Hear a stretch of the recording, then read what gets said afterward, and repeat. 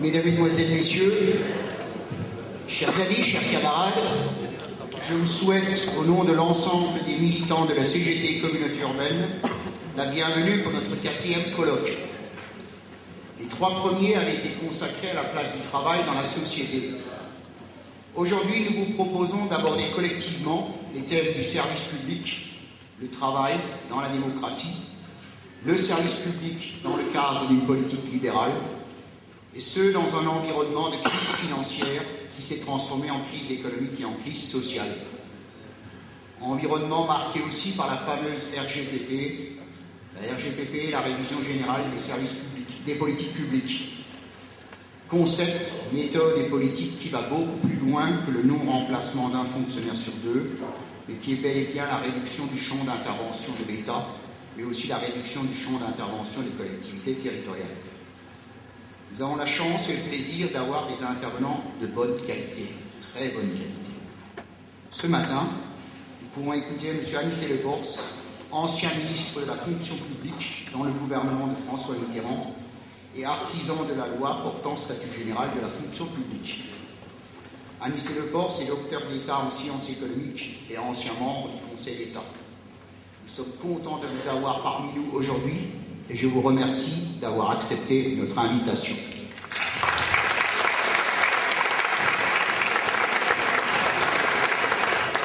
Il sera suivi par M. Sidi Mohamed Barkat.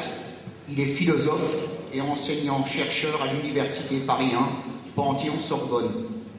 Il est aussi ancien directeur de recherche au Collège international de philosophie. Vous avoir parmi nous est un honneur et à vous aussi, merci d'avoir répondu à notre appel.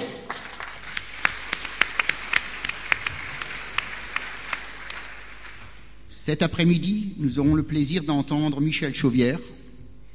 Il est directeur de recherche au CNRS et membre du Centre d'études et de recherche en sciences administratives et politiques, le fameux CERSA de l'Université Paris 2. Vous avez pris du temps pour venir nous honorer de votre présence et mettre en débat votre savoir. Je vous en remercie.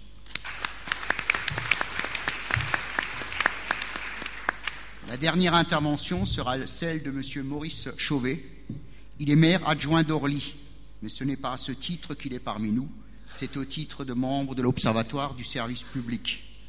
Et un salut tout à fait particulier pour votre autre casquette, qui est celle de membre très actif de cette force qui est devenue dans notre pays la Convergence nationale des collectifs de défense et de développement des services publics. Bonjour, Monsieur Chauvet. La conclusion de nos travaux ce soir sera faite par Bertrand Blindauer, secrétaire général de la CGT Communauté Urbaine de Strasbourg. Comme les années précédentes, vous pourrez à l'issue de chaque contribution de nos invités prendre la parole pour poser des questions ou faire des remarques. Un dernier mot sur notre colloque. Il repose, comme les années précédentes, sur le triptyque. Premièrement, des intervenants extérieurs à la CGT, et ce, afin de pouvoir confronter les idées. Deuxièmement, un accès ouvert à toutes celles et tous ceux qui ont décidé de venir. Troisièmement, la gratuité totale pour chaque personne qui souhaite rentrer dans cette salle. Quant à l'esprit qui doit guider nos travaux, je pense que c'est celle de l'écoute de l'autre et de la tolérance mutuelle. Je vais maintenant passer la parole à l'un des principaux artisans de cette journée. Il s'est décarcassé et a passé beaucoup de son temps, notamment de son temps libre, pour que cette édition 2012 puisse devenir un succès. Je veux parler de Christian Gaufer. À toi, Christian.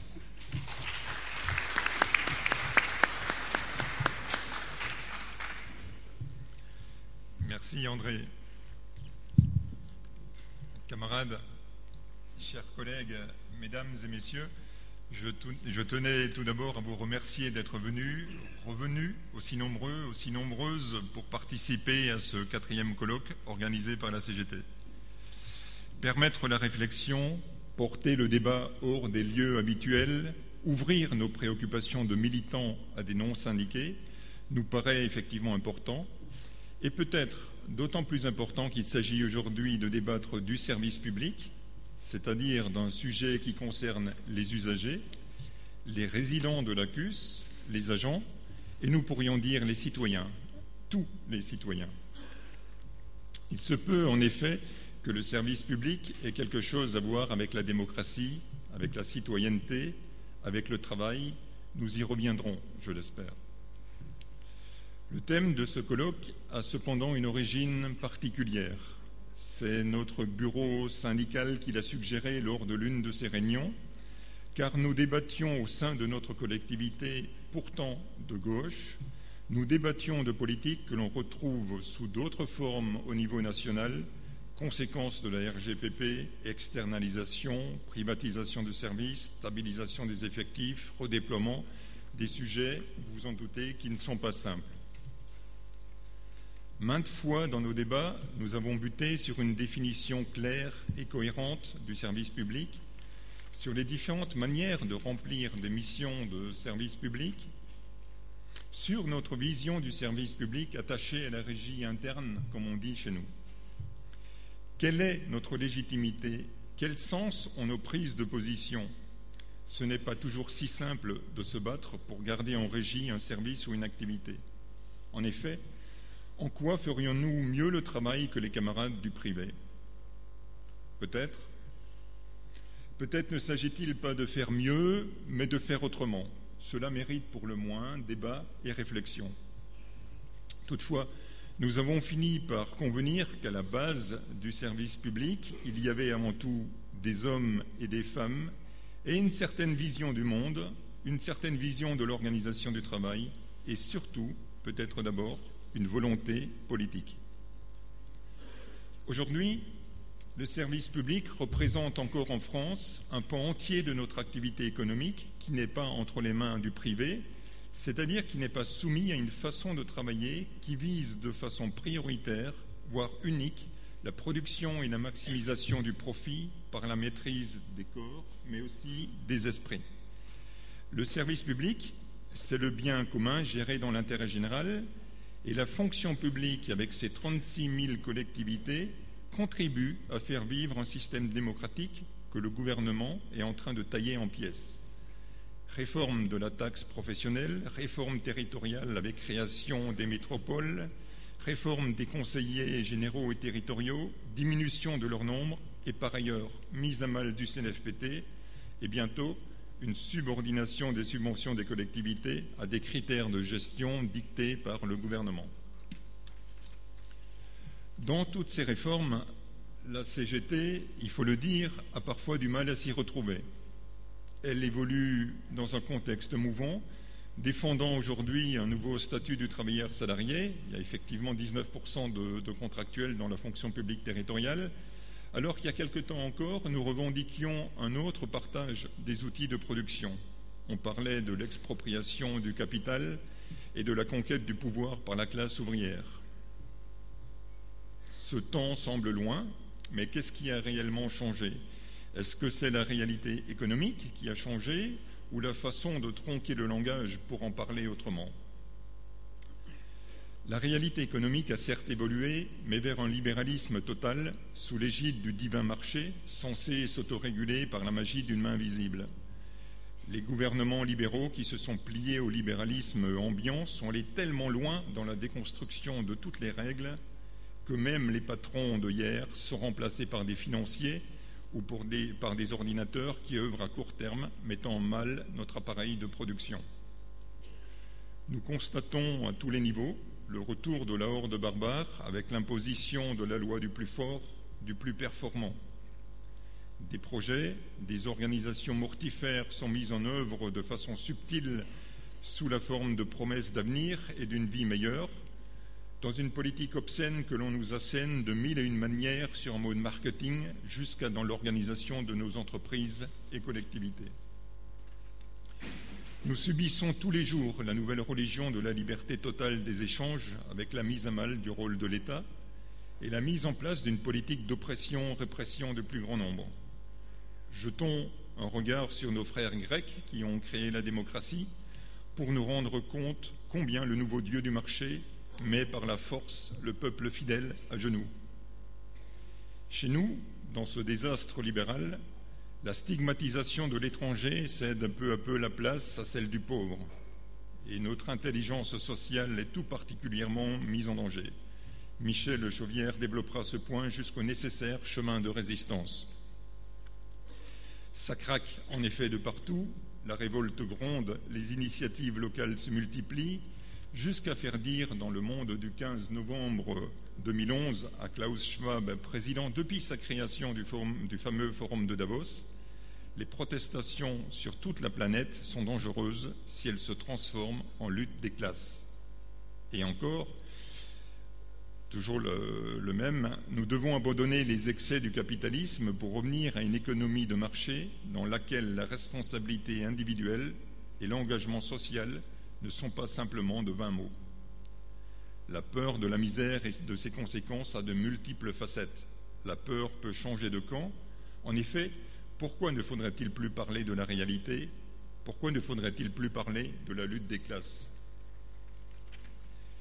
Les changements évoqués dans la mise à mal du service public ne sont pas exhaustifs et leur vitesse de mise en œuvre est vertigineuse, quitte à bâcler des lois.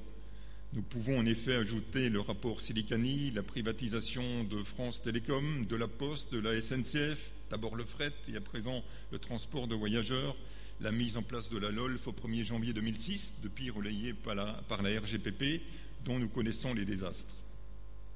Devant tous ces changements, nous avons besoin de faire une pause, de nous retrouver entre nous, de penser nos plaies, puisque combat il y a eu. Et celui des retraites n'est pas une entière défaite, et nous dirons même qu'il était teinté d'un espoir intact, puisque le peuple se souviendra du déni de démocratie de l'actuel gouvernement, de ses provocations, mais surtout des immenses manifestations unitaires et pacifiques qui, semaine après semaine, n'ont jamais rien perdu de leur vitalité, ni en participant, ni en détermination. Cependant, nous avons besoin de réfléchir, de nous parler, de nous concerter et de revenir aux sources de notre statut.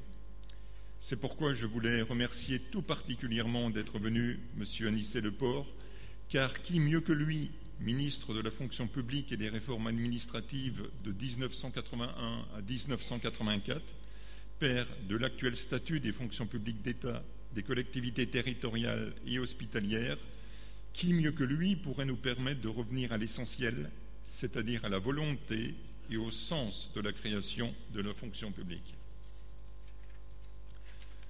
Mais je tenais tout aussi vigoureusement à remercier messieurs Sidi Mohamed Barka, qui nous parlera du travail et de son rapport avec la démocratie, Michel Chauvière, qui fera le lien entre la casse du modèle social et la casse du service public, et Maurice Chauvet, qui nous parlera de l'avenir du service public, car le service public n'est pas sans avenir. Il me faut aussi remercier tous ceux et toutes celles qui ont contribué à l'organisation et au déroulement de ce colloque.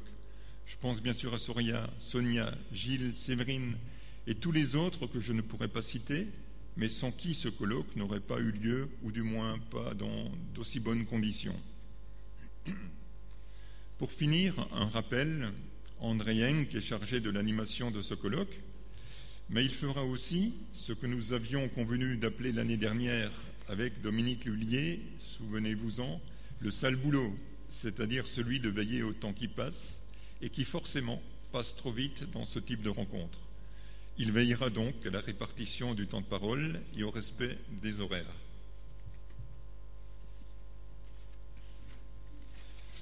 Pour finir, je souhaiterais rendre hommage à notre syndicat, à la CGT, de permettre pour la 4e fois l'organisation d'une telle manifestation, de ce type de rencontre où le débat est véritablement prioritaire.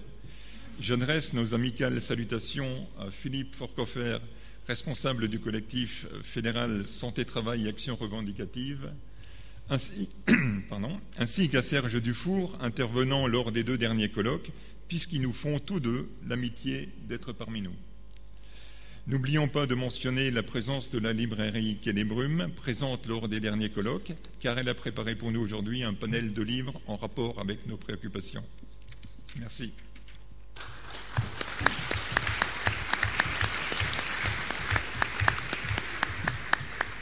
Cher Anicet, pour que chacun comprenne bien ce que ça signifie pour nous militants que de vous avoir ici aujourd'hui, je voudrais vous dire d'abord, en 1981, pour ce qui me concerne, j'avais pile poil 30 ans. Le 10 mai 81, après un court suspense sur l'écran de TF1, est apparue la photo de François Mitterrand. Nous avions un président de gauche. Pour les générations nées après la guerre, c'était une première. Nous avions connu Coty, De Gaulle, une petite bouffée de liberté en mai 68, vite refroidie par une vague de droite énorme aux législatives qui ont suivi, puis Pompidou, puis Giscard, rien que de la droite. Et donc ce 10 mai 1981. Quelques semaines après les législatives, et c'est l'entrée au gouvernement de 4 ministres communistes, dont Anicet Le Pors. Et en juillet 1983, la refonte totale du statut des fonctionnaires datant de 1946 pour les fonctionnaires de l'État. Et nous qui étions des communaux, sans vraiment être des fonctionnaires, puisque nous le disions entre nous, assimilés fonctionnaires. Et donc dans la foulée de la loi de 1983, nous sommes devenus, le 26 janvier 1984, des fonctionnaires territoriaux à égalité de droits et de devoirs avec ceux de l'État. Aujourd'hui, lorsqu'on va sur Légifrance, ce qui est mon cas à peu près une fois par semaine, et qu'on consulte la loi de 1983, elle est intitulée sur ce site officiel « Loi dite Le Pors ». Vous êtes donc déjà rentré dans l'histoire. Je vous passe la parole.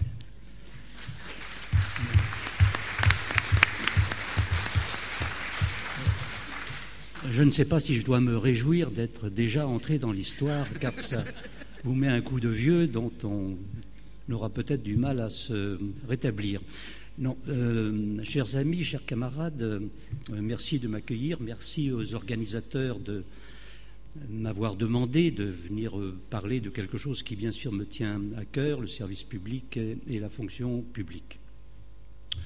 Comme point de départ, je prendrai l'article 20 de la Constitution actuelle qui est ainsi libellé. Le gouvernement détermine et conduit la politique de la nation, il dispose de l'administration. À s'en tenir à la lettre, on pourrait considérer que l'administration n'est qu'un instrument passif du pouvoir exécutif et que, partant de là, les fonctionnaires ne seraient que des sujets de cet exécutif. Ce que traduisait bien d'ailleurs une phrase de Michel Debré en 1954 lorsqu'il écrivait « Le fonctionnaire est un homme de silence, il sert, il travaille et il se tait ». Je prends cette phrase comme une définition du fonctionnaire sujet. Non pour dire du mal de Michel Debré, qui était attaché au service public à sa façon, mais parce qu'il traduisait une conception qui avait plus d'un siècle et demi, c'est-à-dire une conception hiérarchique de la fonction publique. Or, on sait aujourd'hui que l'administration a son autonomie propre de démarche, même si elle est au service de l'exécutif, et que les fonctionnaires doivent être reconnus comme des citoyens à part entière pour assumer pleinement leurs responsabilités de serviteurs de l'intérêt général de l'État et des collectivités publiques. Alors, pour traiter du thème qui m'a été proposé, service public, fonction publique, enjeux politiques, ce qui tombe assez bien dans la conjoncture actuelle, j'essaierai dans un premier temps de resituer tous ces concepts dans l'histoire. Il me semble indispensable de savoir d'où tout cela vient pour, de manière lucide, conduire le changement. Ensuite, j'essaierai d'analyser l'offensive actuelle contre le service public et contre la fonction publique. Et pour terminer, j'essaierai d'éclairer, afin d'ouvrir la discussion, les lignes de force d'une contre-offensive possible et nécessaire. Alors, s'agissant de l'histoire de tous ces concepts que je viens d'évoquer, certains de mes collègues au Conseil d'État font remonter le service public à l'empereur Hadrien, sous l'Empire romain. Personnellement, moi, je préfère prendre comme point de départ Philippe le Bel, à la fin du XIIIe siècle, qui décide de la création du Conseil d'État du roi. Quelle est son intention ? Son intention est de considérer que les affaires du royaume ne peuvent pas être traitées par les tribunaux ordinaires de droit commun, mais que parce que les affaires du royaume constituent une catégorie éminente, supérieure à tout autre intérêt, eh bien, il doit être traité cet intérêt, on disait le bien commun, on ne disait pas encore intérêt général par une instance spéciale, le Conseil d'État. La monarchie, ensuite, sous sa forme absolue, se dotera d'une administration forte, structurée, centralisée. La Révolution française posera quelques principes dont je continue de me réclamer aujourd'hui. Excusez-moi. Voilà la chose qu'il ne faut pas faire, mais que j'ai oublié de faire. Ensuite, tout au long du XIXe siècle, prévaudra une conception autoritaire du service public. Néanmoins, cette expérience déjà longue conduira notre pays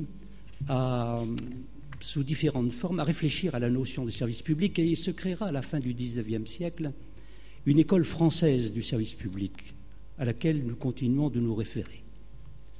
Le débat se poursuivra tout au long du XXe siècle et je cite comme repère important, bien entendu, le statut de 1946 sur lequel je reviendrai.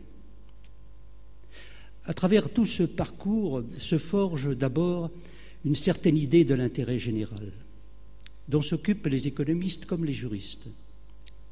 Les économistes, notamment les économistes néoclassiques, s'efforcent de définir l'intérêt général en considérant que si chacun, de manière rationnelle et parfaitement informé et dans des conditions de concurrence parfaite, poursuit son intérêt particulier, alors on aboutit nécessairement à l'intérêt général. Mais ils ne sont parvenus, ce faisant, à définir que ce qu'on appellerait un optimum social, ou, ce que disent les économistes, la préférence révélée des consommateurs. Or, le citoyen ne se résume pas à un consommateur ni à un producteur. Donc, échec sur le plan économique pour définir l'intérêt général. Les juristes ont été plus prudents et ont considéré, le juge administratif, qu'il revenait au pouvoir politique de définir l'intérêt général dans le cadre d'un débat démocratique. Néanmoins, à travers sa jurisprudence, il a su repérer des activités relevant de l'intérêt général. La défense nationale, la justice, la continuité des services publics. On retrouve cette idée d'intérêt général dans les notions d'ordre public, de déclaration d'utilité publique. Le juge administratif en a fait aussi un usage dans l'application du principe d'égalité, considérant que par des discriminations positives ou des actions positives plutôt, on pouvait déroger à l'égalité juridique stricte, mais que cette dérogation devait ne pas porter un préjudice excessif aux intérêts privés et être proportionnée à la dérogation que l'on voulait apporter à la règle d'égalité juridique. Je m'en tiendrai à cela pour ce qui concerne l'intérêt général, mais la question, puisqu'il s'agit d'enjeux politiques que l'on peut se poser, c'est est-ce qu'on doit maintenir une conception de l'intérêt général qui est d'une nature différente des intérêts particuliers? Est-ce que, contrairement à l'idée qui prévaut dans la plupart des pays anglo-saxons, on doit dire non, l'intérêt général, ce n'est pas la somme des intérêts particuliers, c'est une catégorie qui est différente, éminente. Le cœur de l'intérêt général, c'est le service public. C'était à l'origine une notion simple. On disait qu'il y avait service public lorsqu'il y avait précisément une mission d'intérêt général, une personne morale de droit public et un droit et un juge administratif. L'école française de service public en avait tiré un certain nombre de conséquences, que c'était par l'impôt que l'on devait couvrir le service public et non pas par les prix, comme dans la sphère marchande.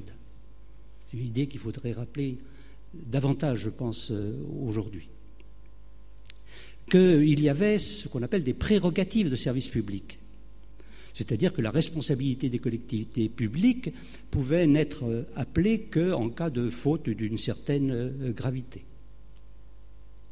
C'était donc une notion simple qui s'est complexifiée au fil du temps en raison même du succès rencontré par cette notion de service public. Le public s'est mis à faire du privé, à travers la régie, par exemple. Le privé s'est mis à faire du public, à travers la concession, ou bien, ce qui est à la mode aujourd'hui, la délégation de services publics. Et partant de là, la frontière entre les sphères privées et publiques est devenue plus floue. Et conséquence importante, alors que c'était par la loi que le service public était régi jusque-là, de plus en plus le contrat a fait irruption dans le champ du service public. Et la contradiction a été poussée à son paroxysme lorsque, dans les débuts de la construction de l'Union européenne, on s'est aperçu que nous étions à peu près les seuls en Europe à penser de cette façon. Et cela s'est traduit dans les traités actuels. À l'article 93 du traité sur le fonctionnement de l'Union européenne, il est indiqué que la règle, c'est la concurrence. L'article 106 prévoit des sanctions contre les États qui ne respectent pas cette règle, notamment dans le cadre du développement de leurs services d'intérêt général. On ne parle pas de service public dans les textes européens. Donc c'est cette fameuse règle de la concurrence libre et non faussée que l'on connaît aujourd'hui. Le Conseil d'État, il y a une quinzaine d'années, avait fait un rapport dans lequel il disait « La communauté européenne, on ne parlait pas d'Union européenne à l'époque, fait pire que d'être hostile au service public, elle l'ignore. » Alors depuis, face aux réalités et à l'existence de services d'intérêt généraux dans tous les pays, néanmoins, les choses se sont un peu modifiées. Et on admet aujourd'hui, à travers la jurisprudence de la Cour de justice de l'Union européenne, que les activités privées, lorsqu'elles sont en présence d'une mission de service d'intérêt général, ne doivent pas lui porter un préjudice excessif et doivent respecter ces missions d'intérêt général. C'est à l'Europe que l'on doit aussi ce découpage du service public des télécoms en service universel, qui est le minimorum du service public, mission d'intérêt général et service obligatoire, donc découpage en 3 morceaux. Néanmoins, ne disons pas trop de mal de l'Europe.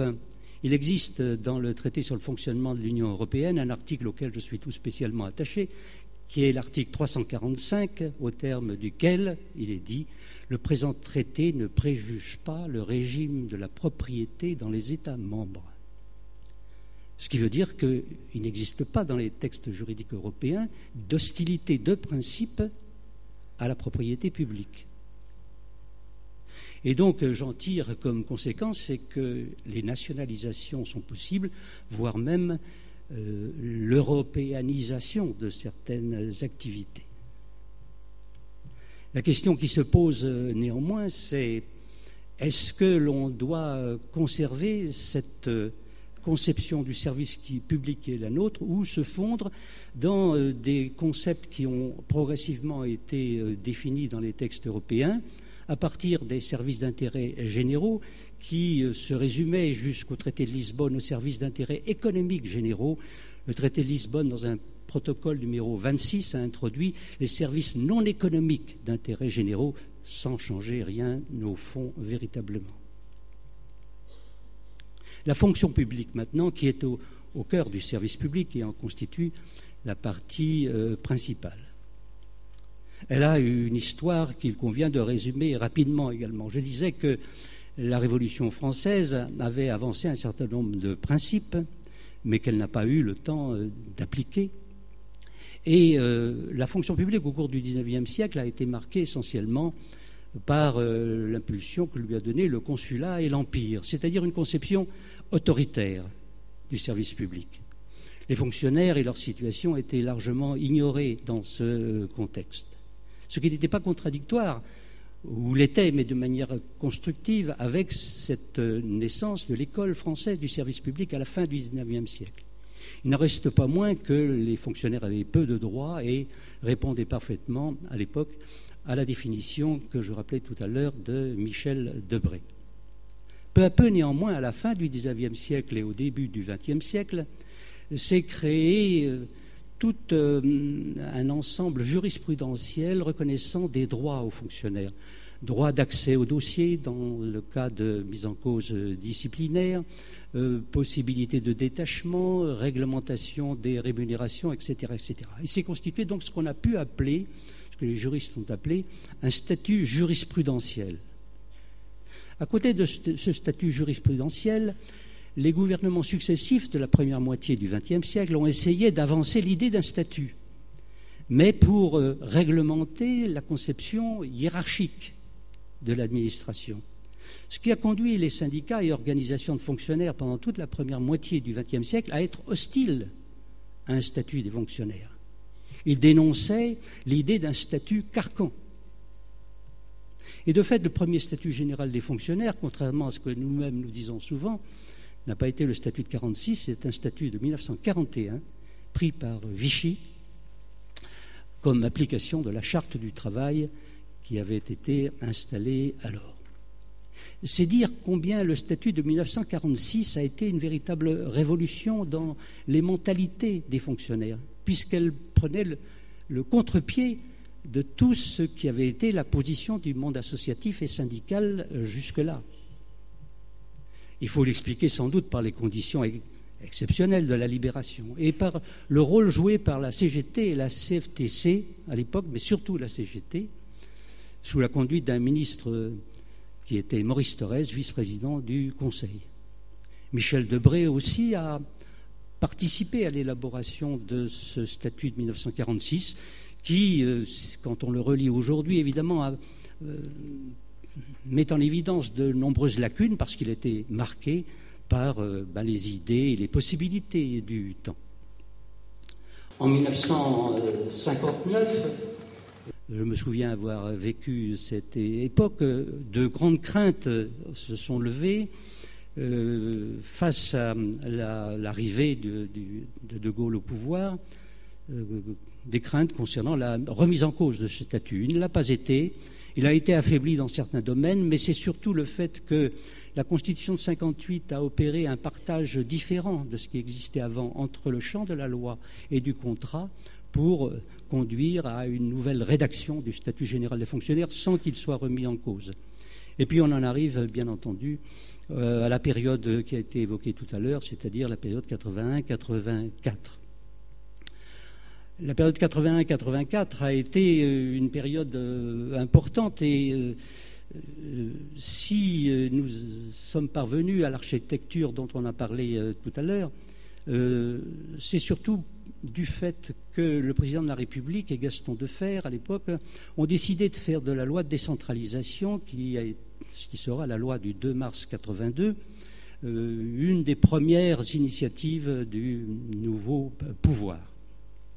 Et comme cette loi prévoyait en son article 1er des garanties statutaires pour les personnels qui étaient jusque-là dans les collectivités territoriales en situation ambiguë, et géré par le livre 4 du Code des communes, une bataille s'est dès le départ engagée entre Gaston Defferre, qui était pour des garanties statutaires qui auraient amélioré le livre 4 du Code des communes, et moi-même qui, parce que j'étais originaire de la fonction publique de l'État, tenait à cette conception de ce qu'on appelle la fonction publique de carrière, opposé à une conception qui était défendue à l'époque donc par Gaston Defferre, la fonction publique d'emploi, beaucoup plus vulnérable, et que l'on définissait alors par quand vous passez un concours, vous n'êtes pas sûr d'être nommé, quand vous êtes nommé, vous n'êtes pas sûr de faire de carrière, et si votre emploi est supprimé, vous pouvez être licencié. Telle était la position à l'heure actuelle,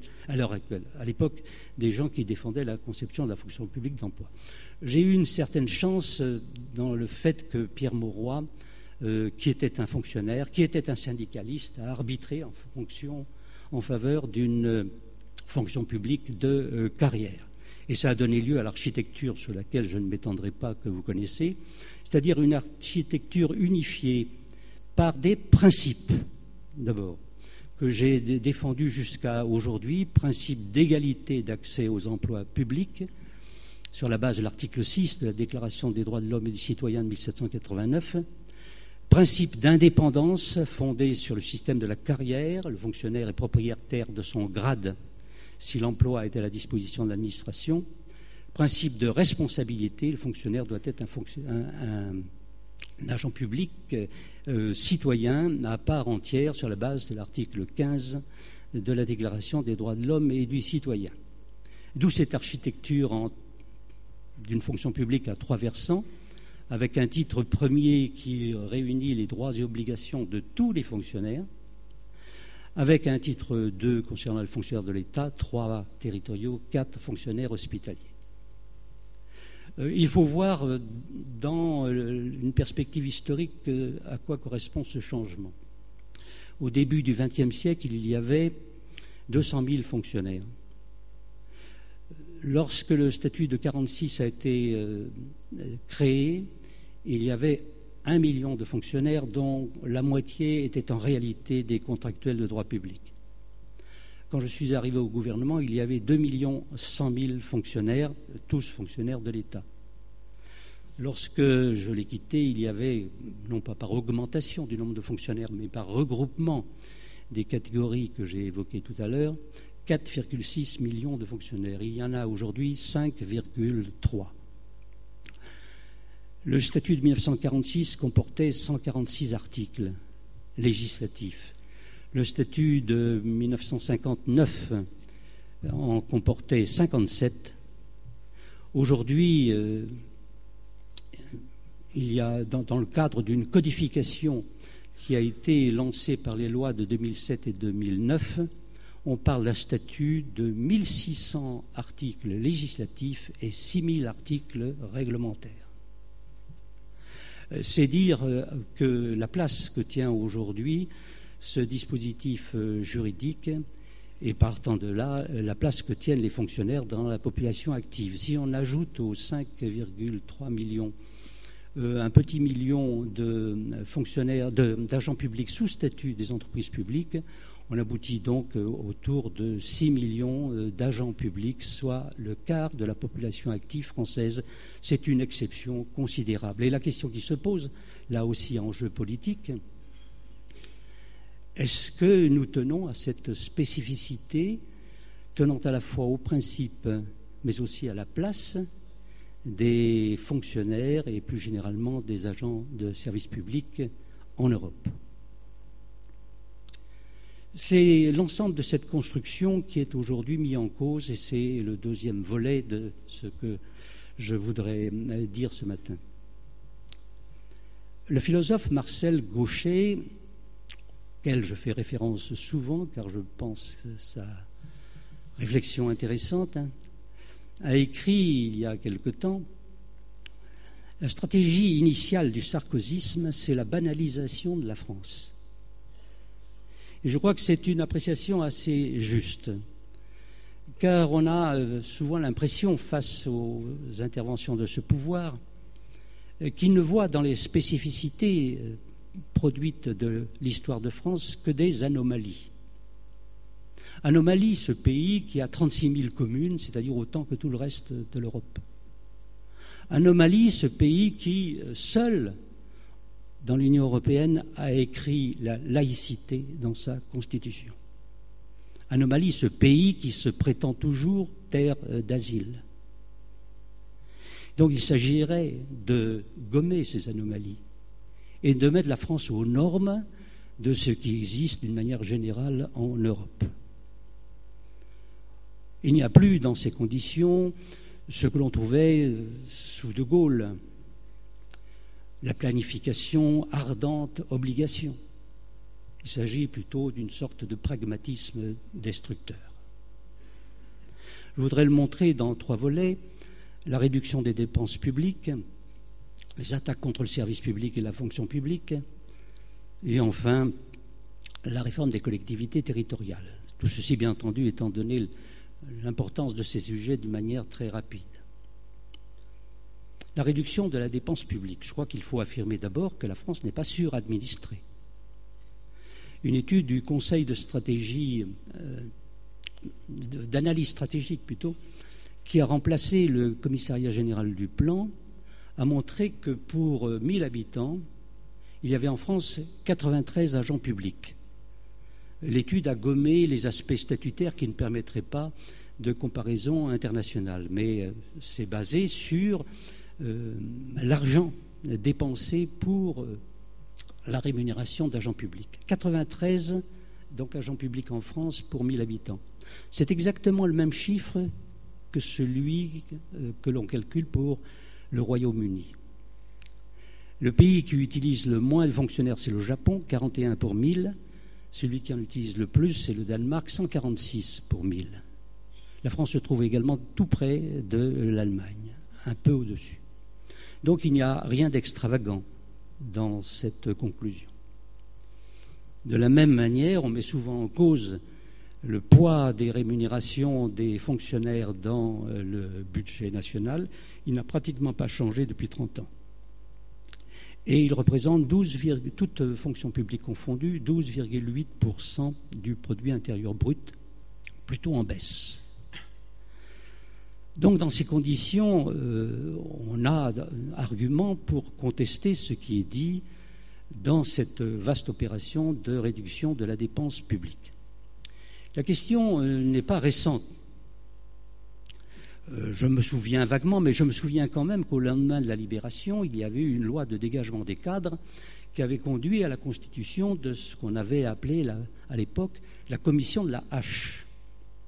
Le but était le même, la réduction des dépenses publiques, mais là au moins on annonçait la couleur.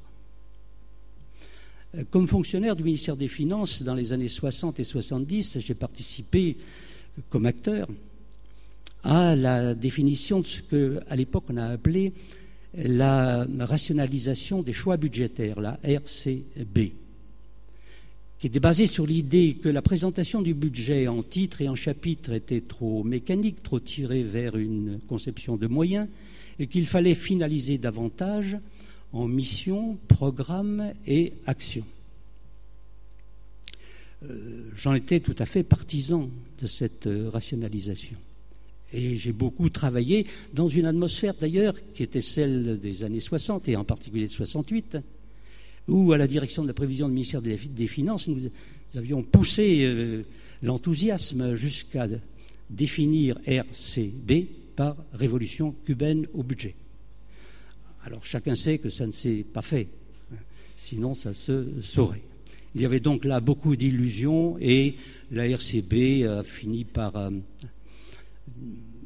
disparaître ou évoluer à travers les notions d'évaluation que l'on retrouve encore aujourd'hui.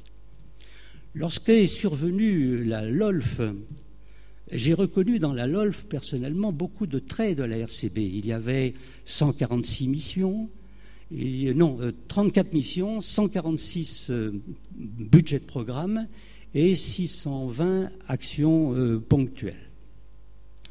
Et donc, l'a priori était un jugement favorable. Et je n'ai pas vu, comme d'ailleurs à peu près tout le monde, qu'il y avait un ver dans le fruit qui s'appelait fongibilité asymétrique. Alors c'est un nom barbare, mais qui dit une chose simple. Avec des crédits d'emploi, on peut faire du fonctionnement et de l'investissement, mais pas l'inverse. Ce qui fait que l'emploi est toujours perdant.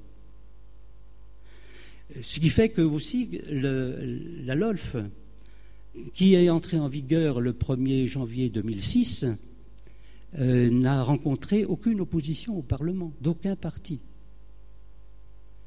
Mais aujourd'hui, on est en mesure de constater la nocivité et puis le fait qu'elle annonçait une opération d'une ampleur beaucoup plus grande à travers la révision générale des politiques publiques. Cette révision générale des politiques publiques ne se soucie pas de rationalité. Elle a accumulé près de 600 mesures qui sont autour uniquement des mesures de pénurie de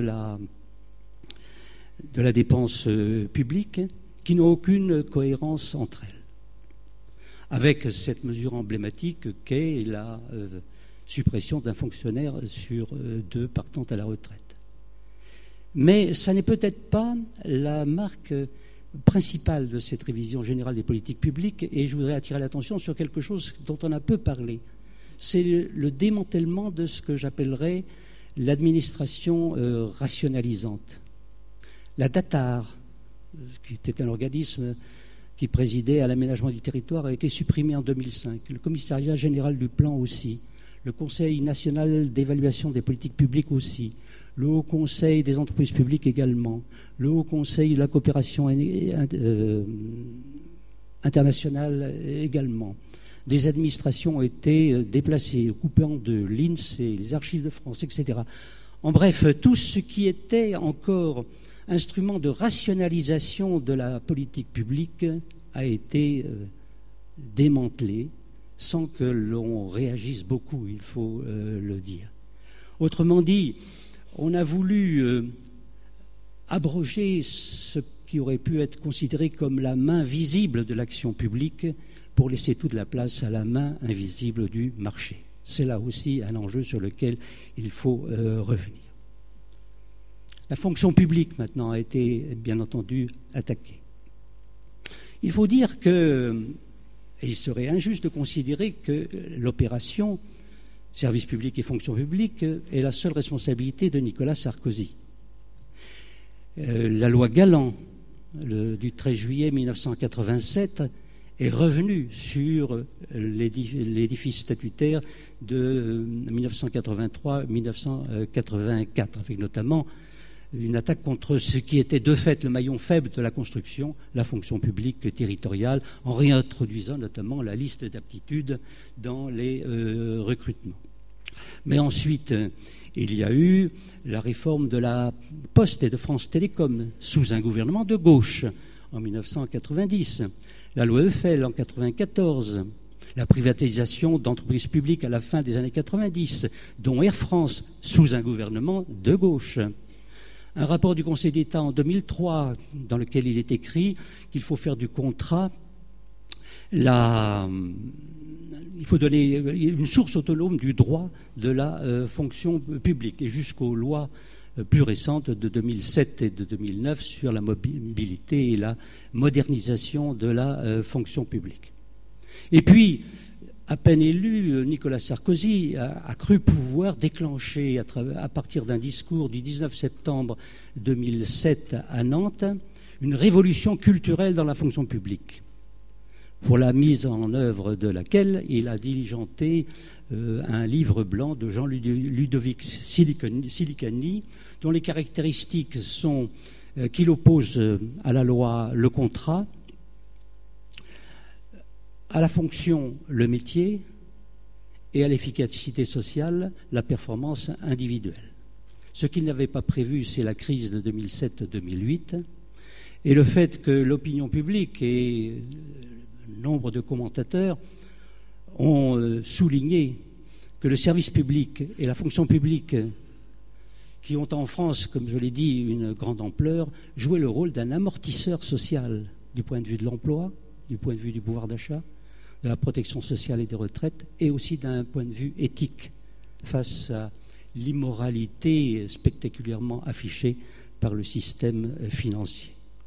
Ce qui fait que pour le moment, cette révolution culturelle a trouvé ses limites, même si le projet demeure et sera probablement poursuivi juste tant que ce pouvoir sera en fonction. Alors la question que je voudrais soulever, c'est cette constatation simple. Chaque fois qu'un gouvernement de droite succède à un gouvernement de gauche, il n'hésite pas à s'attaquer à ce que le gouvernement de gauche a fait. Mais quand un gouvernement de gauche succède à un gouvernement de droite, il ne touche à rien. Alors question, qu'est-ce qui se passera après le mois de mai 2012 ? Je laisse la question en l'état pour que, le cas échéant, vous y répondiez. Troisième volet, la réforme des collectivités territoriales. Bon, j'insisterai peu car je pense que vous êtes au fait de la question puisque c'est sur ce terrain que les choses se développent vous concernant plus spécialement. Je voudrais simplement dire que c'est un changement qui est technique, comme on l'a souligné, mais qui est aussi profondément idéologique. Dans son discours de Saint-Dizier du 19 septembre 2009, Nicolas Sarkozy a dit « Il faut désormais renoncer aux circonscriptions et aux frontières pour faire prévaloir les pôles et les réseaux ». C'est un changement d'optique considérable, où finalement on invoque l'extérieur pour réformer l'intérieur au nom de la compétitivité. Et puis il a son exemple du millefeuille pour considérer qu'il faut tailler dans l'organisation administrative de la France. Mais en fait, il n'y a pas 1000 feuilles, il y a 6 niveaux déterminants dans l'organisation spatiale de la France. La commune, l'intercommunalité, le département, la région, la nation et l'Europe. 3 de ces niveaux sont politiques, la commune, le département et la nation. 3 sont à dominante économique, l'intercommunalité, la région et l'Europe. Qu'est-ce qui doit l'emporter, le politique sur l'économique ou l'inverse? Un démocrate répond, c'est le politique qui doit l'emporter. Les conséquences de cette réforme territoriale, dont les points forts sont la création du conseiller territorial avec réduction du nombre des élus locaux, atteinte à la parité femmes-hommes, bipolarisation accentuée, moindre liaison avec la population, la réduction des moyens à travers la suppression de la taxe professionnelle qui n'est pas remplacée par des ressources pérennes, et puis l'émergence d'un personnage important qui est le préfet de région, qui, au-delà de toutes les implantations ministérielles locales, serait en relation directe avec l'exécutif, ce serait un véritable proconsul. Il y aurait donc diminution du nombre de fonctionnaires territoriaux, précarisation par développement de la contractualisation et vraisemblablement développement du clientélisme. Voilà, me semble-t-il, mais l'on pourra revenir sur cette dernière partie, notamment dans la discussion, ce qui caractérise la politique actuelle et qui nous invite donc à réfléchir aux conditions d'une contre-offensive. J'avancerai simplement pour ouvrir la discussion de 3 idées. La première, c'est qu'il ne faut pas négliger le terrain des valeurs. Le pouvoir actuel s'en préoccupe. Le rapport Silicani, pour moitié, est consacré à un inventaire des valeurs dont il ne tire aucune conséquence, mais qui sert d'alibi en quelque sorte, le légitime à parler au nom de sa conception de l'intérêt général. Je crois qu'il faut défendre notre conception de l'intérêt général dont j'ai parlé tout à l'heure, qu'il faut défendre les valeurs du service public et les principes qui ont été dégagés au fil du temps, égalité, continuité, adaptabilité, égalité, indépendance et responsabilité pour la fonction publique en général. Et puis, s'agissant de la réforme territoriale, avancer le respect difficile et contradictoire entre le principe d'unité de la République et de libre administration des collectivités territoriales, qu'on n'a jamais bien su équilibrer depuis la Révolution française. Plus généralement, il me semble que cette histoire et l'offensive qui s'est développée au cours des dernières années doit nous conduire à constater que ce pouvoir méconnaît l'histoire, la rationalité et la morale, et que cela ouvre pour le peuple les moyens d'une réappropriation de son histoire, de la démarche scientifique et de la morale républicaine. Je crois également qu'il faut se donner des moyens nouveaux, et là, il y a des chantiers à ouvrir. Ces moyens, bien entendu, ce sont ceux de la revendication syndicale. Et là, je ne m'avancerai pas, n'ayant pas de responsabilité dans ce domaine. Mais il y a des chantiers, à mon avis, qu'il faudrait réouvrir. Ceux, par exemple, des reclassements indiciaires, du dialogue social, de l'idée de double ou de multi-carrière, de places circonscrites des contractuels dans la fonction publique, etc., etc.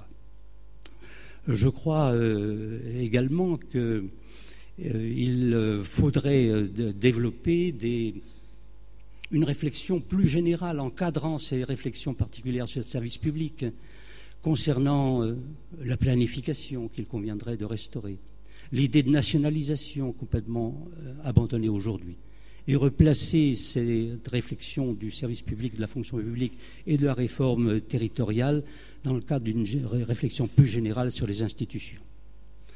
Et il y a un point que je voudrais souligner tout particulièrement, d'abord parce que la CGT, dans son dernier congrès confédéral, l'a mise en avant, et parce que j'ai des réserves sur la manière dont elle le traduit, mais que je vous soumets tel que c'est, très franchement, c'est cette idée d'un statut du travail salarié. Je crois que c'est la formule qu'utilise la Confédération, que je n'ai pas bien compris dans un premier temps, mais qui a été expliquée dans un numéro du Peuple de juin 2008, me semble-t-il, et qui me semble avoir comme expression qu'il faudrait aller vers une certaine unification des positions statutaires des travailleurs du secteur privé et du secteur public, sous forme d'une généralisation des conventions collectives, dans le cadre de laquelle la situation des fonctionnaires des trois fonctions publiques trouverait leur place, mais d'une manière beaucoup moins différenciée qu'elle l'est aujourd'hui, puisque le statut place les fonctionnaires dans une situation statutaire et réglementaire. C'est un problème difficile, objectivement, à résoudre, car il faut à la fois assurer la promotion de tous les salariés dans notre pays, bien sûr, mais je crois aussi, et je suis attaché pour ma part, au respect de la spécificité du statut des agents publics et des fonctionnaires notamment. Pourquoi ? Parce qu'ils servent quelque chose qui est spécifique, l'intérêt général. Alors quel équilibre trouver entre cette promotion générale et le maintien d'une spécificité du statut des fonctionnaires ? Le débat peut s'ouvrir et je suis prêt à y participer. Mais ce à quoi je ne suis pas prêt à participer, c'est à une dilution de la position statutaire des fonctionnaires dans l'ensemble du monde salarial. Or, il me semble que la CGT a fait de grands pas dans cette direction que je critique pour ma part. Enfin, je voudrais terminer pour dire que s'il est bon et nécessaire de défendre le service public, je crois qu'il est surtout utile de le situer avec les valeurs que je viens d'indiquer, avec les moyens et une réflexion approfondie que j'ai soulignée, dans une perspective qui me semble une perspective très positive. Nous entrons dans un XXIe siècle qui est un siècle où ce que j'appellerais l'an commun croît. Des problèmes nouveaux, à l'évidence, vont appeler des solutions de caractère mondial. Et la mondialisation n'est pas seulement celle du capital, c'est aussi celle qui conduirait à protéger l'écosystème mondial, à résoudre le problème de l'eau au niveau de l'ensemble de la planète, à gérer, ce qui est déjà le cas, de très nombreux services publics au niveau mondial. La circulation aérienne, la météorologie sont des services qui sont déjà largement mondialisés. Il y a aussi Internet, le développement des ONG. Il y a aussi de très nombreux textes juridiques internationaux, depuis la Déclaration universelle des droits de l'homme, la Charte des Nations unies, et de multiples conventions, comme celle sur l'asile que j'applique aujourd'hui en tant que juge de l'asile. Il y a donc tout un ensemble à la fois matériel, superstructurel, qui manifeste déjà une mondialisation avancée. Et puis l'idée progresse dans les esprits également. On voit par exemple Edgar Morin qui parle de terre-patrie et qui, comme je le pense également, analysant la situation actuelle comme une situation de transition, parle de métamorphose. Les poètes écrivains antillais Patrick Chamoiseau et Édouard Glissant parlent de définir un manifeste des biens de haute nécessité. Et l'Église catholique elle-même, dans ses travaux de Vatican II, a évoqué les biens à destination universelle. Tout cela veut dire quoi ? Tout cela veut dire que ce XXIe siècle va être le siècle du développement des interdépendances, des solidarités, de ce que nous appelons, nous, service public. C'est donc dans cette perspective, me semble-t-il, qu'il faut situer de manière audacieuse notre réflexion pour que ce XXIe siècle soit, parce que nous en aurons eu la conscience et la volonté, l'âge d'or du service public. Je vous remercie.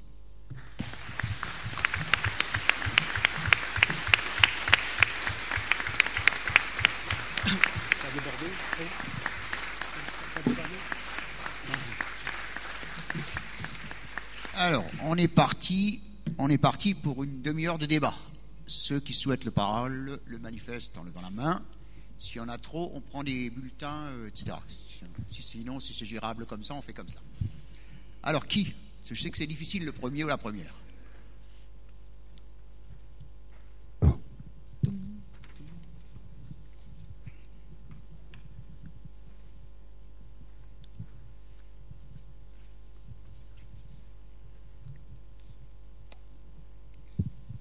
Bonjour.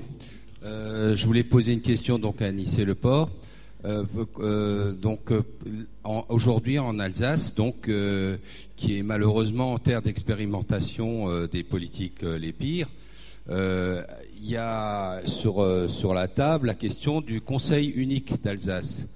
Où justement vous parliez des trois échelons très politiques, la commune, le département, la nation. Et là, en faisant un conseil unique d'Alsace et en progressivement en fusionnant les deux départements à terme, on va arriver quand même à ce que vous décriviez, donc à quelque chose de plus technique et de moins politique. Quelle est votre appréciation sur cette question? Il y a d'autres demandes de parole pour l'instant? Sinon, on répond à la première question. Sinon, on prend par tranche de 3. C'est plus simple. Amandine Fontbaron. Je suis avocat et je m'occupe de dossiers, en fait relatifs à la fonction publique. J'aurais une question donc sur cette distinction entre fonction publique de carrière et fonction publique d'emploi, car je peux constater au niveau des contentieux que l'on peut avoir cette dissolution en fait du statut du fonctionnaire et notamment de la nécessité de protéger les contractuels.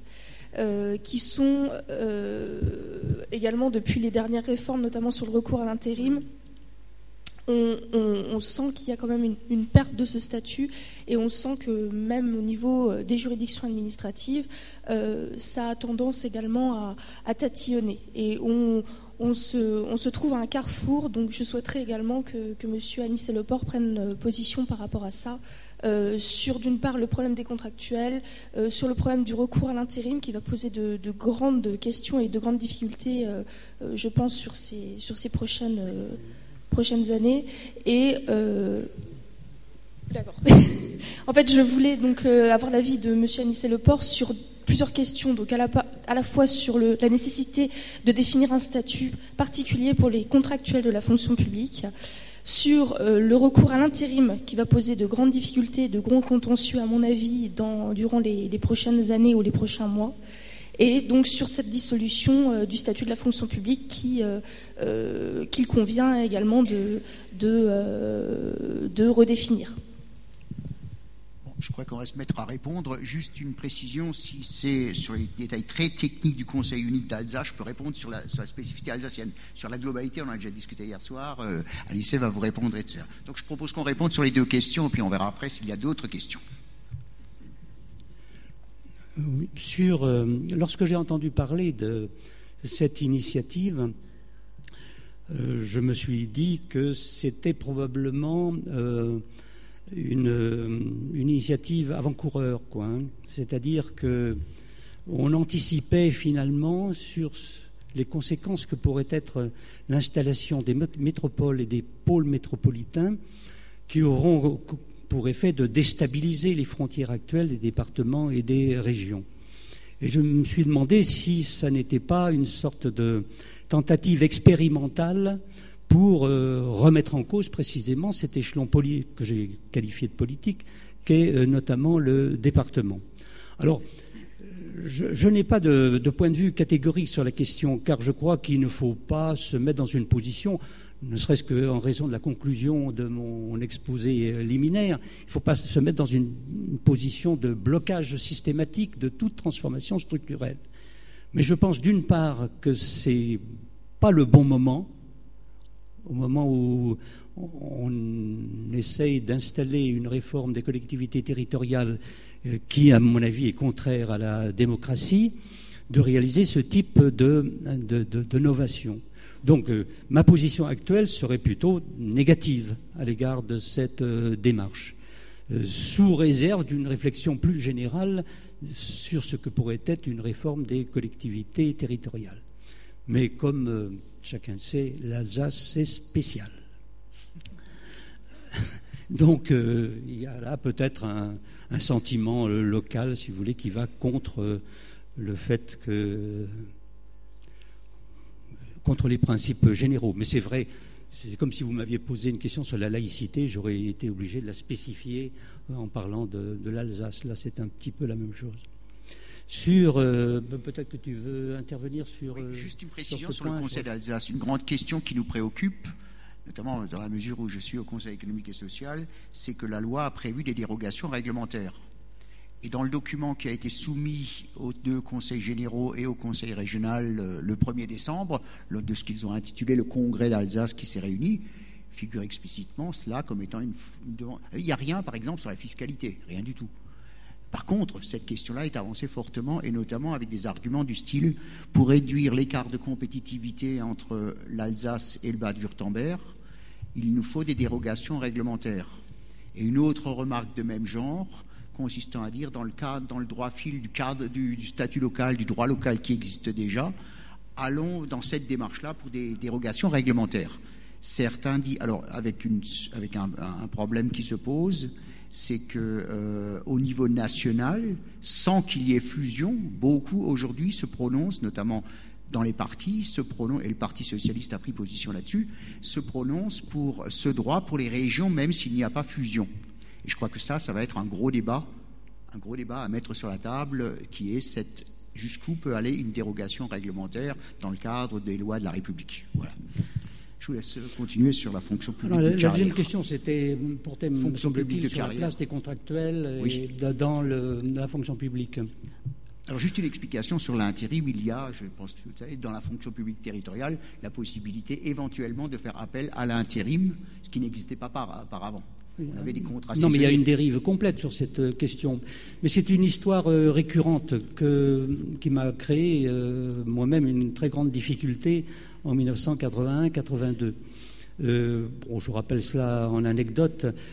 Comme syndicaliste à l'époque, j'avais comme manie, quand je pensais qu'une revendication était mûre, de la traduire en proposition de loi. Alors j'écrivais une proposition de loi et je la faisais déposer par les partis qui voulaient bien la déposer à l'Assemblée nationale et au Sénat. Et j'avais fait en particulier une proposition de loi pour la titularisation des contractuels de la fonction publique. Alors évidemment, je l'avais faite dans une optique revendicative, on titularisait tout le monde. Alors quand j'ai été nommé ministre, évidemment, les syndicats sont venus en disant « tu as fait une proposition de loi, maintenant t'appliques ».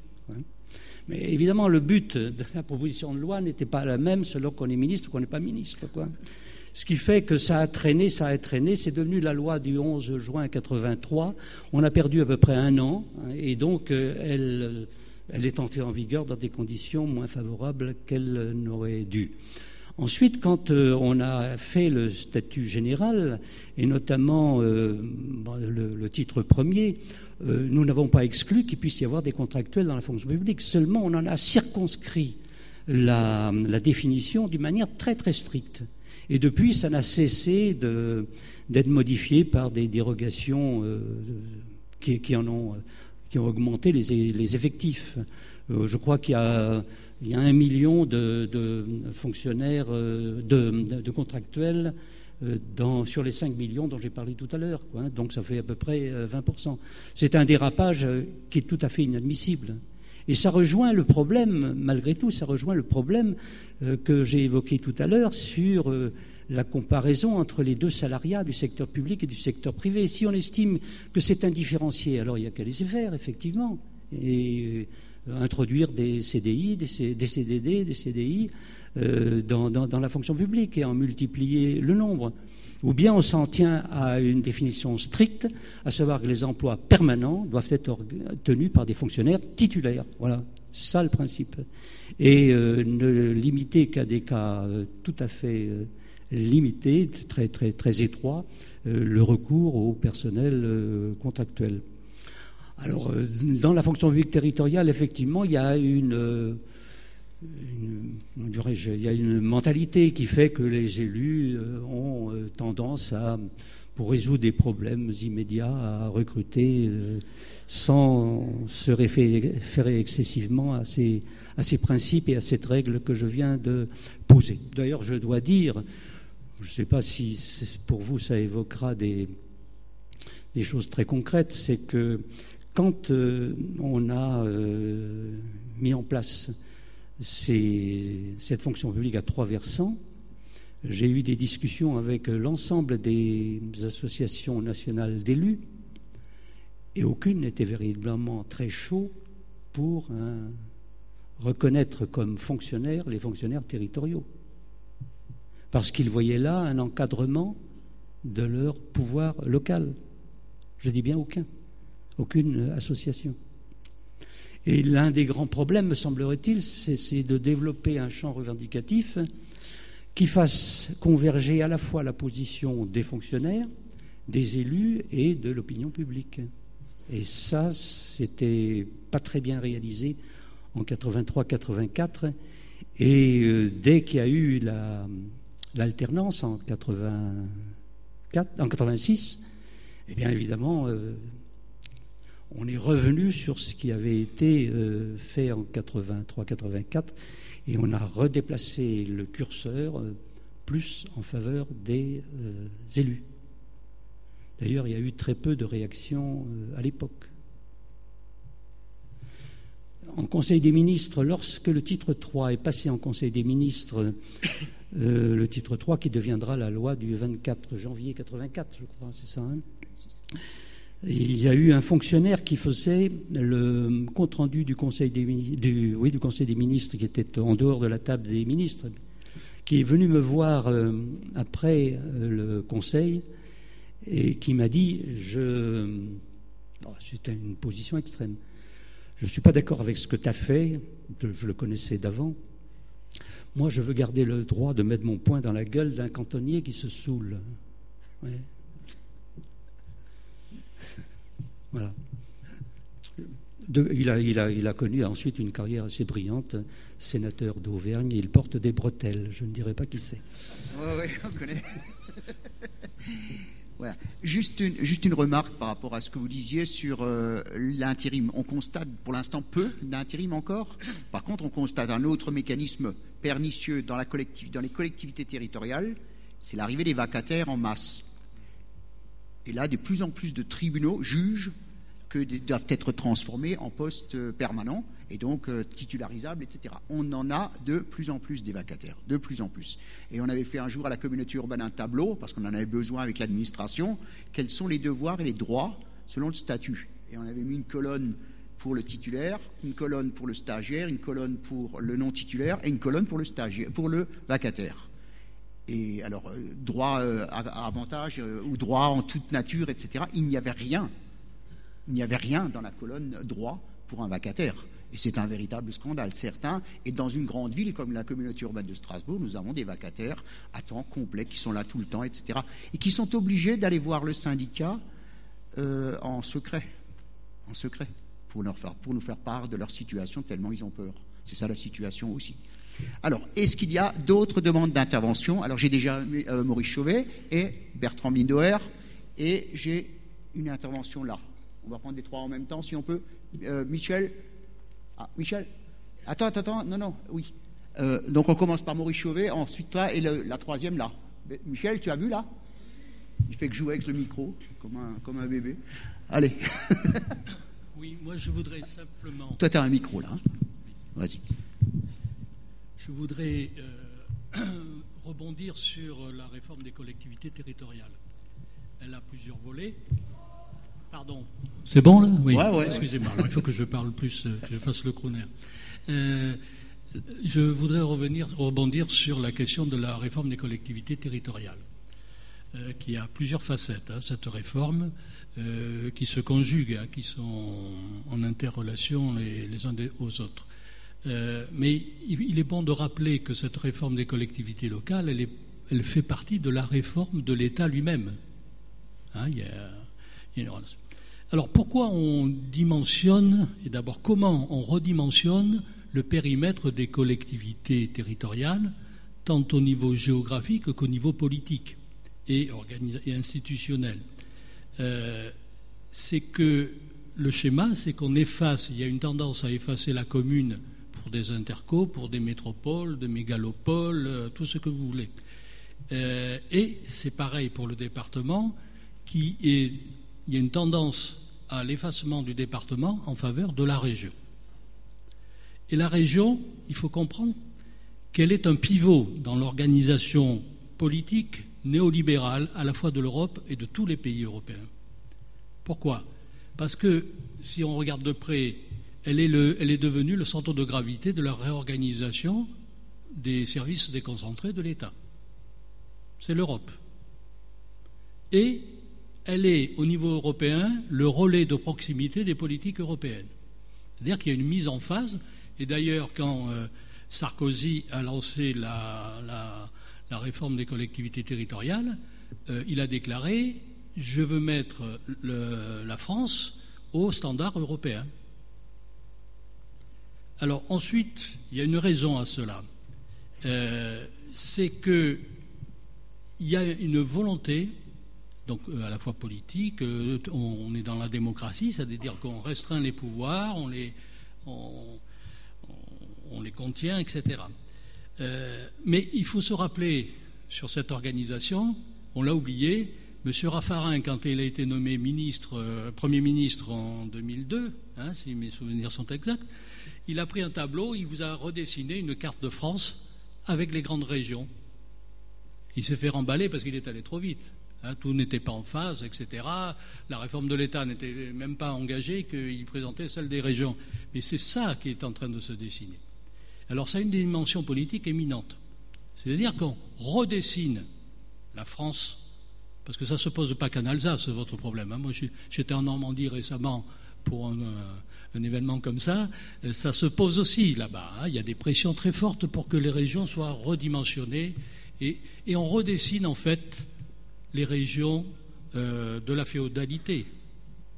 On redessine au niveau européen un fédéralisme qui reprend les formes de la féodalité. En Allemagne, ça a été plus simple parce que l'histoire de la constitution de l'État allemand s'est faite à partir des grands landes.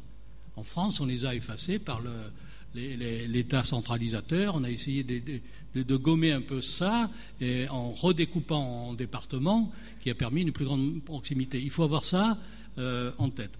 Alors, ça a une raison, ça, ce redimensionnement des collectivités territoriales. C'est trop long à le développer là, mais j'ai un document que je pourrais passer, une étude qu'on a faite, c'est que, en fait, on redécoupe, on redimensionne les collectivités locales aux dimensions requises pour la viabilité économique et financière des réseaux de services. Réseau de transport, ce qu'on appelle dans la nouvelle langue actuelle du management, les services urbains. On ne parle plus de services publics. On parle de services urbains et interurbains. Pourquoi ? Parce que vous avez... Et toute cette organisation est à destination de ce que j'appelle une opération main basse sur les services urbains et interurbains, c'est de favoriser l'intervention des groupes privés de services. Voilà, je pourrais le développer, mais l'explication est là. Sinon, il n'y a pas... Anicet Leport faisait la remarque en disant « je ne m'y retrouve pas dans toutes les réformes ». Mais si, il y a une cohérence remarquable entre les réformes. C'est ça qui donne leur force. Alors elles sont présentées d'une manière disséminée pour qu'effectivement on ne s'y retrouve pas, mais sur le fond, quand vous recollez les morceaux du puzzle, vous retrouvez la cohérence des choses. Et la cohérence, c'est que ces opérateurs entendent capter dans l'idée d'une généralisation du commerce des services, de privatisation des services, de capter ces réseaux. Et pour qu'ils soient viables économiquement, mais surtout financièrement, il faut qu'ils aient une certaine dimension. Alors, ça arrive à un moment donné où vous avez il y a besoin pour que ce soit viable économiquement, qu'il y ait une densité et une dimension critique pour réaliser cette viabilité économique. Sinon, on ne comprend pas la concomitance avec la RGPP et surtout ce que j'appelle la RGPPP, c'est-à-dire la règle générale des partenariats public-privé. Hein, c'est arrivé au même moment. Voilà.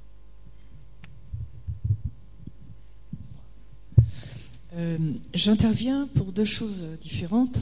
D'abord, signaler à André Henk, au niveau des vacataires, que la ville de Strasbourg a des vacataires dans le domaine culturel qui ne sont pas payés, qui n'osent pas aller voir les syndicats parce qu'ils ont peur de ne pas être repris. Voilà, donc c'est juste pour signaler. Également, reprendre l'idée qui avait été émise par Anis Leport au sujet de faire converger les intérêts des fonctionnaires, enfin des fonctionnaires territoriaux, des élus et de l'opinion publique. En fait, l'idée de l'opinion publique est un peu vague et en plus, en ce moment de démocratie de type sondagier, c'est pas quelque chose de très fiable. Par contre, je pense qu'il va falloir aller de plus en plus, que ce soit au niveau territorial ou au niveau national, vers un fonctionnement des services publics alliant les travailleurs du service public, des fédérations d'usagers et des élus. Et il faudrait travailler à la manière dont ça peut fonctionner. Parce que quand je discute avec des collègues ou des amis sur la fonction publique, tout le monde pense à la manière dont, dans les années 80, France Télécom avait des tarifs très élevés dont on ne sait pas du tout comment ça fonctionnait et qui donnent l'illusion que la concurrence a fait baisser les tarifs. Donc je voudrais savoir s'il y a des travaux déjà particuliers à ce sujet. Bertrand. Oui, moi, ce sera pas une question, simplement une remarque. Deux, on va dire. J'ai d'abord adoré l'histoire de celui qui voulait mettre un coup de poing dans la gueule au cantonnier qui se saoule. J'ai presque envie de l'inviter parce que je connais certains petits villages ici où il y aurait quand même du boulot. Alors je voulais simplement, entre parenthèses, dire ça. Sur autre chose, on a beaucoup évoqué les valeurs dans ce que tu as donné dans ton exposé. Je veux dire, les valeurs, c'est quelque chose d'important. Hein. La société, elle vit, elle a des valeurs ou elle n'a pas de valeurs. Et lorsque tu dis à un moment, lorsqu'un gouvernement de droite arrive après un gouvernement de gauche, il casse ce qui a été fait. Lorsqu'un gouvernement de gauche arrive après un gouvernement de droite, il ne touche rien. Je veux dire, ça demande, c'est un autre problème. Ça demande aussi qu'on définisse d'autres valeurs, de savoir ce que représente encore réellement aujourd'hui pour les Français, pour la société, les valeurs de gauche et les valeurs de droite. Je crois que devant des questions comme ça, ça demanderait qu'on ait un autre colloque pour évoquer ce genre de choses-là. Mais je crois que c'est bien là-dessus que ça repose. Aujourd'hui, on ne peut pas être consommateur de la gauche ou consommateur de la droite sans avoir d'idéal de société. Or, aujourd'hui, on se retrouve régulièrement, on n'est pas content de la droite, eh bien on la vire, on met la gauche. Et quand on en a marre de la gauche, eh bien on met la droite, sans que derrière se dessine un idéal de société. Ça, c'est un véritable problème. Et je pourrais retourner ça à la sauce syndicale aussi. Et on le vit bien aujourd'hui aussi. Dans le syndicalisme aujourd'hui, on se retrouve avec de nombreux syndiqués, d'abord beaucoup de non-syndiqués, et ensuite de nombreux syndiqués qui sont devenus des syndiqués consommateurs. Et si ça ne me plaît pas, ce que la CGT va me dire, eh bien je change de crèmerie. Et si FO, ce qui dit ne me plaît pas, eh bien je change de crèmerie.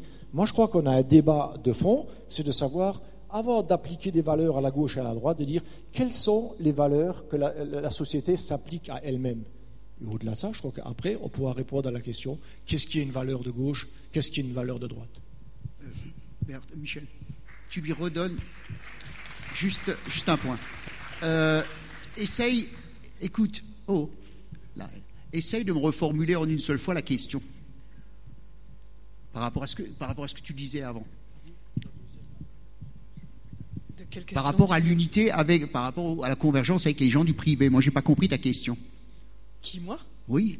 Dans ce que tu disais. disais. C'est pas une convergence avec les gens du privé. Pardon? C'est pas une convergence avec les gens du privé. Ouais.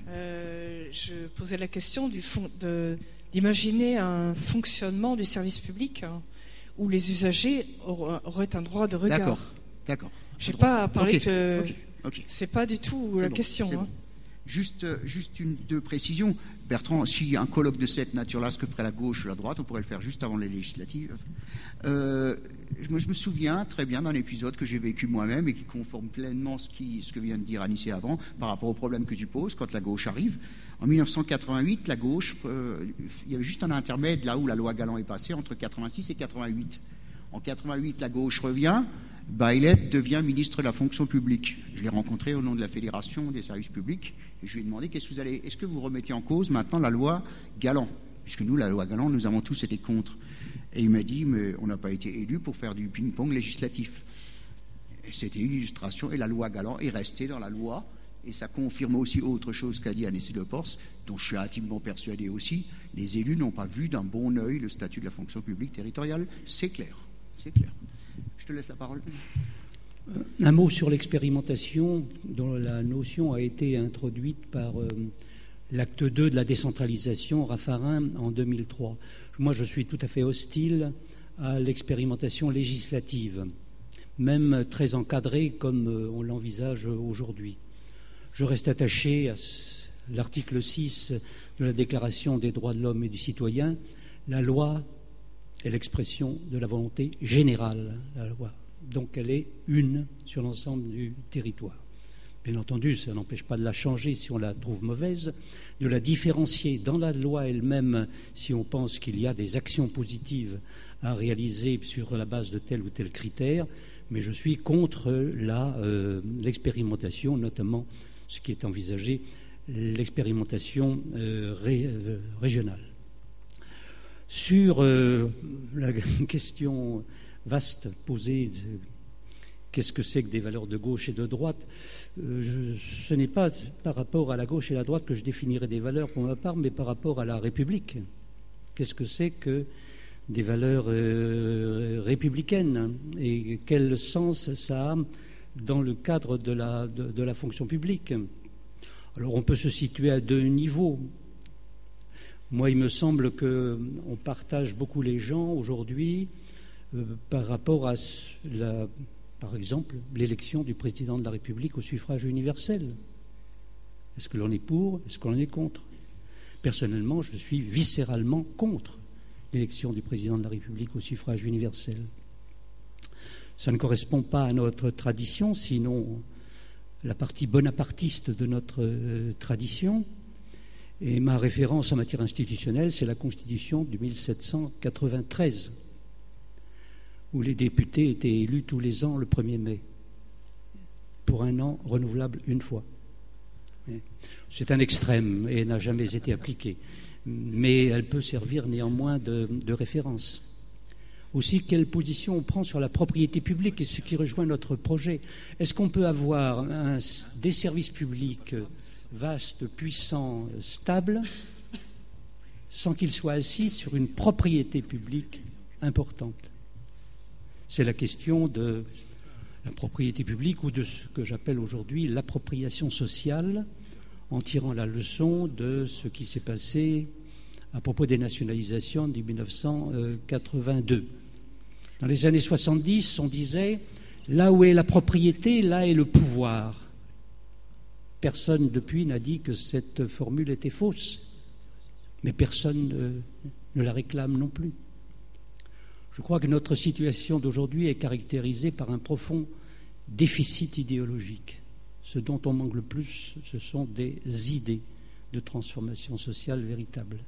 Et il y a eu à cet égard, me semble-t-il, au cours des dernières décennies, un véritable affaissement, y compris d'ailleurs, me semble-t-il, dans le monde syndical.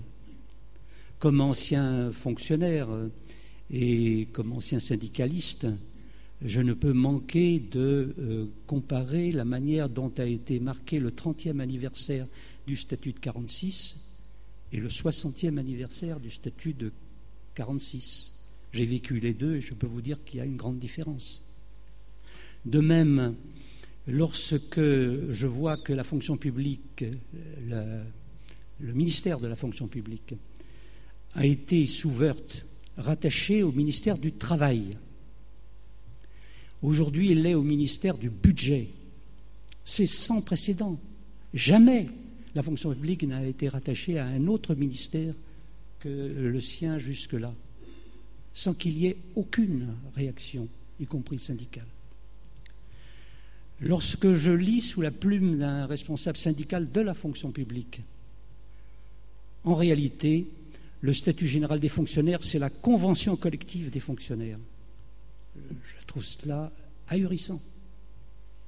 Je n'en veux pas à celui qui a écrit ça, simplement je prends acte d'un affaissement idéologique et un affaissement sur les principes qui est tout à fait dangereux et qui ouvre la voie précisément à cette indifférenciation entre les salariés du secteur privé et les salariés du secteur public. Je ne veux pas opposer l'un à l'autre. J'ai écrit dans un article de la revue du droit du travail, en mars 2010, un article intitulé « Pour un nouveau statut des travailleurs du secteur privé ». Car je pense aussi qu'il faudrait travailler sur un statut des travailleurs du secteur privé, qui serait une sorte de corpus de droits et d'obligations centraux reconnus pour l'ensemble des travailleurs du secteur privé, et qui, à côté du statut général des fonctionnaires, leur donnerait des garanties beaucoup plus importantes qu'ils n'en ont aujourd'hui. Le problème serait alors de faire converger les deux positions statutaires, à la fois comparables, mais aussi différentes, car les intérêts servis dans un cas comme dans l'autre ne sont pas les mêmes, vers une amélioration progressive des deux parties, et dans la perspective, un jour, peut-être dans une autre époque, ce sera une autre histoire, d'une confusion des deux. Mais à mon avis, telle n'est pas la loi du siècle où nous vivons. Oui, juste par rapport à la réponse sur la question du débat avec les associations d'usagers et les fonctionnaires, les syndicats de fonctionnaires, etc. Je crois que nous avons d'abord à avoir un bon débat chez nous, dans chacun des syndicats, dans chacun des endroits de la fonction publique, sur la qualité du service que nous rendons et dans quelles conditions nous le rendons. Ensuite, moi je pense qu'il y a effectivement ce lien avec les usagers à mettre en place. On l'a bien vu à la SNCF, là où on a les comités de ligne, ça fonctionne nettement mieux que là où on n'en a pas. Les comités de ligne existent. Mais ensuite, il ne faut pas oublier que la cible, c'est celui qui détermine le niveau de service public. Le niveau de service public, c'est le politique qui le décide. Et attention à toute une partie de la population qui en est encore à croire que certains services publics seront toujours là. Tout ce qui est piscine, tout ce qui est bibliothèque, c'est le maire qui décide. Et on a vu notamment dans un certain nombre de collectivités qui à l'époque avaient été Front National, ce qu'on a fait avec les bibliothèques. Donc je crois qu'il ne faut pas partir de l'idée. Et lorsque vous lisez, par exemple, que encore récemment dans un journal où on dit dans le programme de 2012 de l'UMP, c'est bel et bien la redéfinition de la puissance publique et de son rôle. Ça veut dire quoi derrière? Vous savez ce que ça veut dire? Ça veut dire concentrer la puissance publique sur le régalien, sur la police, la justice, la prison, etc., ce genre de choses. Et derrière, rien n'est acquis en termes de service public. Ne l'oublions jamais, rien n'est acquis. Et si vous voulez un exemple, on a une grande ville de Strasbourg, aux portes de Strasbourg, qui n'a toujours pas de bibliothèque, qui était à l'époque la deuxième ville du Bas-Rhin, qui s'appelle Schiltigheim, et qui n'a toujours pas de bibliothèque, et qui doit attendre que nous ayons un jour une bibliothèque. Ne croyons pas que les choses sont inéluctables comme cela. Le service public, c'est aussi une bataille. Si vous en êtes d'accord, moi ce que je vous propose, s'il n'y a plus de demande de trucs, c'est de faire notre pause, comme ça on est à peu près dans les délais, et ça nous permet de passer la parole à temps au prochain intervenant. Ça vous va? Alors petite pause de 20 minutes, c'est bon? Ok.